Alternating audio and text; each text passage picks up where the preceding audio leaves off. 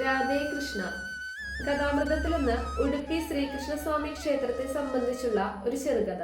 കൃഷ്ണന്റെ മാതാവായ ദേവകി ദേവിക്ക് കൃഷ്ണന്റെ ബാല്യകാലം കാണാൻ കഴിഞ്ഞിരുന്നില്ല. കൃഷ്ണൻ ദ്വാരകയിൽ താമസിക്കുന്ന കാലം. ഒരു ദിവസം ദേവകി ഭഗവാനെ കുട്ടിയായി കാണാനുള്ള തന്റെ ആഗ്രഹം പ്രകടിപ്പിച്ചു.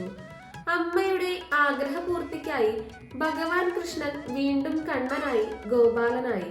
കണ്ണൻ അമ്മയോടൊപ്പം തന്റെ ബാല്യകാല ലീലകൾ ദേവകി ഗോപാലങ്ങളായി ആടിത്തീർത്തു. എത്രയോ പൂർവജന്മങ്ങളിൽ തന്റെ ഭക്തിയായിരുന്ന നിരവധി നൂറ്റാണ്ടുകളുടെ കൊടും തപസ്സിനു ശേഷം ഈ ജന്മത്തിൽ ജഗദീശ്വരന്റെ മാതാവാകാൻ ഭാഗ്യം ചെയ്ത പുണ്യവതിയായ ദേവകി ദേവി പൂതനാമോക്ഷം മുതൽ ഗോകുലത്തിലും വൃന്ദാവനത്തിലും ഉണ്ണികൃഷ്ണനായും ബാലകൃഷ്ണനായും ആടിയ എല്ലാ ലീലകളും ഭഗവാൻ മാതാവിന്റെ മുൻപിൽ അവതരിപ്പിച്ചു.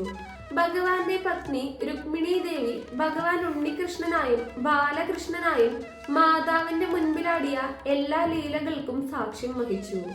ഭഗവാൻ ബാലകൃഷ്ണ രൂപത്തിലാടിയ കാളിയമർദ്ദനവും ഗോവർദ്ധനോദ്ധാരണവും രാസലീലയുമെല്ലാം ദർശിച്ചപ്പോൾ രുക്മിണി ദേവിക്ക് ഭഗവാന്റെ മനോഹരമായ ബാലകൃഷ്ണ രൂപത്തോട് പ്രണയം തോന്നി.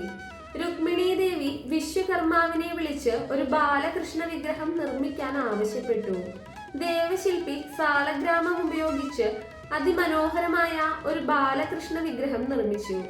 ഈ വിഗ്രഹം ദ്വാരകയിൽ വെച്ച് എല്ലാ ദിവസവും രുക്മിണി പൂജിച്ചിരുന്നു. ഭഗവാൻ കൃഷ്ണൻ ഇഹലോകവാസം അവസാനിച്ചപ്പോൾ അർജുനൻ ഭഗവാന്റെ ഭൗതിക ശരീരം ദഹിപ്പിക്കുകയും രുക്മിണി ദേവി പൂജിച്ചിരുന്ന ബാലകൃഷ്ണ വിഗ്രഹം രുക്മിണി വനത്തിൽ കുഴിച്ചിടുകയും ചെയ്തു. സമുദ്രം ദ്വാരകയെ വിഴുങ്ങിയപ്പോൾ ഈ സ്ഥലവും വിഗ്രഹവും നഷ്ടപ്പെട്ടു. പിന്നീട് 13-ാം നൂറ്റാണ്ടിൽ ദ്വാരകയിൽ നിന്ന് പുറപ്പെട്ട ഒരു കപ്പൽ കൊടുങ്കാറ്റിൽ അകപ്പെട്ടു. ഒരു സന്യാസി ആനന്ദ തീർത്ഥ ഉടുപ്പി തീരത്ത് മുങ്ങാൻ പോകുന്ന ഈ കപ്പൽ കണ്ടു. സിദ്ധനായ സന്യാസി തന്റെ അംഗവസ്ത്രം ഉപയോഗിച്ച് കപ്പലിനെ തീരത്തേക്ക് നയിച്ചു. നന്ദി സൂചകമായി കപ്പലിൽ നിന്ന് ആവശ്യമുള്ളതെന്തും എടുത്തുകൊള്ളാൻ ക്യാപ്റ്റൻ സന്യാസിയോട് ആവശ്യപ്പെട്ടു.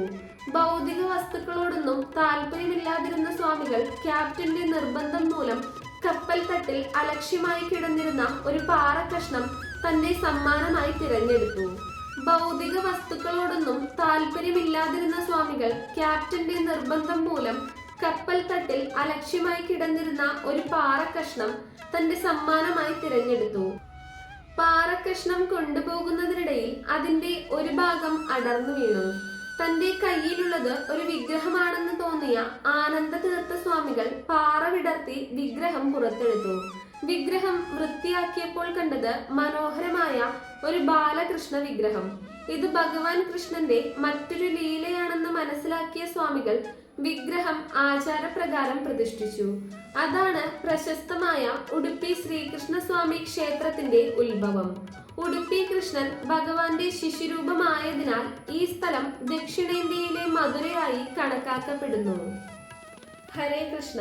ജയിക്കട്ടെ ശ്രീകൃഷ്ണ ഭഗവാൻ, ജയിക്കട്ടെ ദേവി രാധിക, ജയിക്കട്ടെ ജയിക്കട്ടെ ശ്രീമദ് ഭാഗവത പുണ്യം ജയിച്ചിടട്ടെ.